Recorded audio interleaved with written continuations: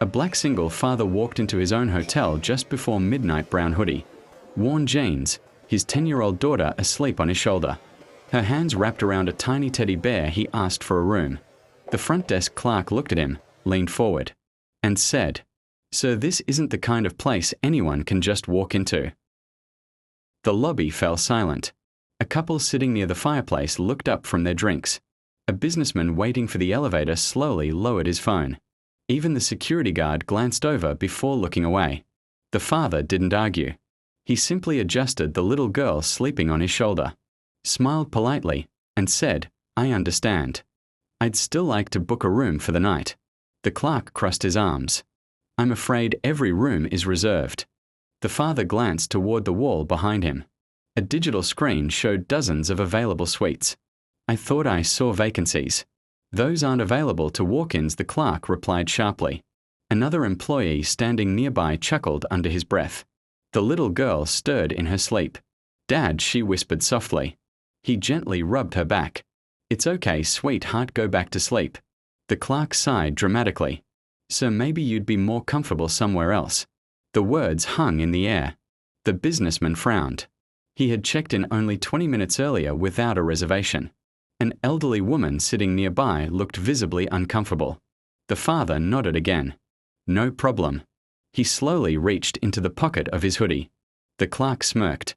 "Unless you're planning to pay cash upfront for the presidential suite." Instead of pulling out money, the father removed a simple black leather card holder. Inside was a single silver keycard. No logo. No name. Just one small engraved letter. The clerk barely glanced at it.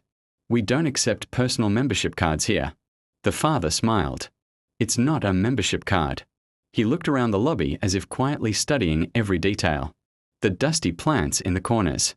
The overflowing trash can beside the entrance. The housekeeper struggling alone with a cart. The exhausted night porter carrying luggage for 3 different families while no one helped him. He noticed everything. Because he always did. Then he quietly asked, "Who's your night manager?" The clerk laughed. "And why would you need him?" "I'd just like to speak with him."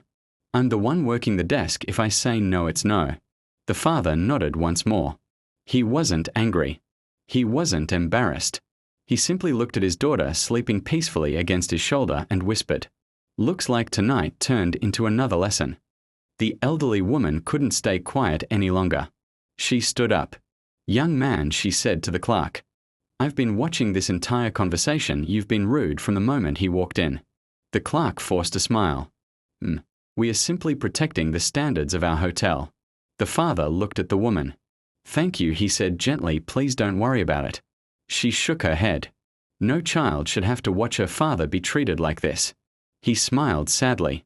"Actually," he looked at his daughter. "She's asleep." Then he added words no one in the lobby would ever forget. "And that's probably for the best." Just then the elevator doors opened. The regional operations director stepped into the lobby after finishing a surprise inspection upstairs. He froze. His eyes widened. "Mr. Carter." The entire lobby turned toward the father. The clerk frowned. "You know this man." The director hurried across the marble floor. "No." He swallowed hard. "I work for him." The clerk laughed nervously. "What?" The director looked horrified. "This is Elijah Carter, founder and owner of the entire Carter Grand Hotels Group." The silence that followed felt endless. The clerk's face drained of color. His mouth opened. But no words came out. For the first time all night, he actually looked at the man standing in front of him. Not the hoodie. Not the worn jeans. Not the tired shoes. The man. And suddenly everything changed. The clerk's knees nearly gave out. "I didn't know." Elijah Carter looked at him calmly. "I know." The regional director stood frozen, unsure whether to speak or disappear. The lobby was so quiet that the soft hum of the chandelier was the only sound. Finally, Elijah broke the silence. "My daughter is still sleeping." Everyone looked at the little girl resting peacefully on his shoulder. Her teddy bear tucked safely beneath her chin. "So let's keep our voices down. No anger. No shouting. Just disappointment." The clerk swallowed hard. "Mr. Carter, I can explain." Elijah nodded. "Please do." The young man cleared his throat. I thought. He stopped. You thought what Elijah asked. I thought you weren't the kind of guest we usually accept. Elijah looked around the lobby. And what kind of guest is that? The clerk searched for words that never came. Finally, he lowered his head. I judged you by how you looked. Elijah smiled sadly. No. You judged me by what you assumed my life looked like. The words hit harder than anyone expected. The elderly woman quietly wiped away a tear. The businessman who had witnessed everything shook his head in disbelief. Elijah carefully placed his daughter on one of the lobby sofas, covering her with his jacket so she wouldn't wake up. Then he turned to every employee working the night shift. I want everyone here.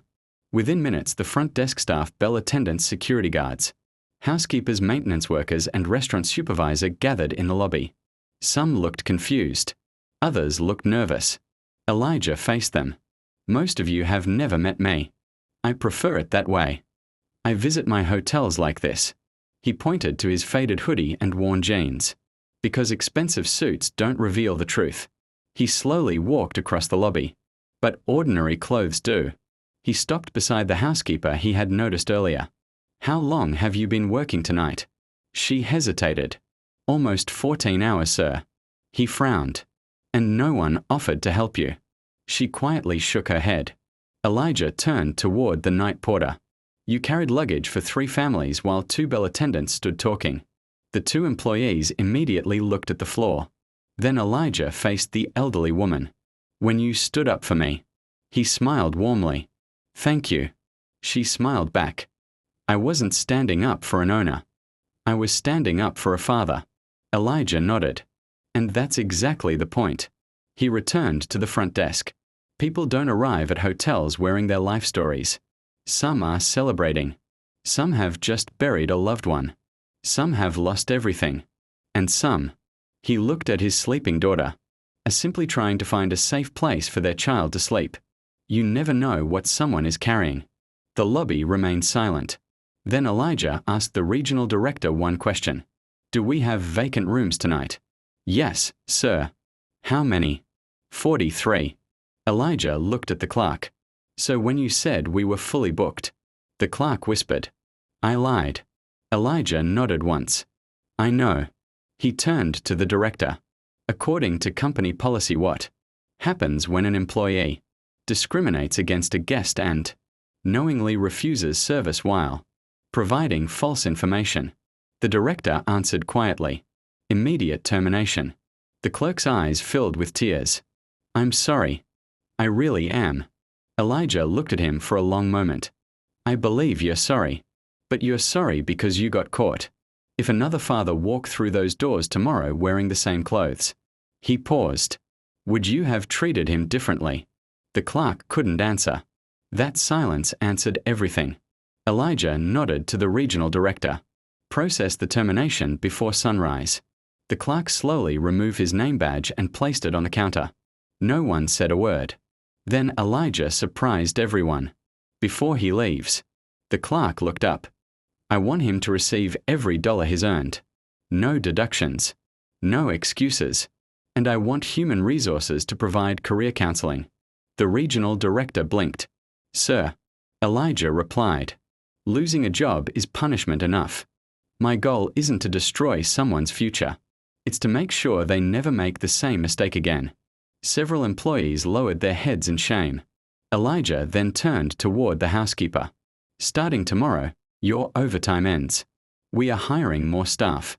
She smiled through tears. To the night porter he said, You've been doing the work of 3 people.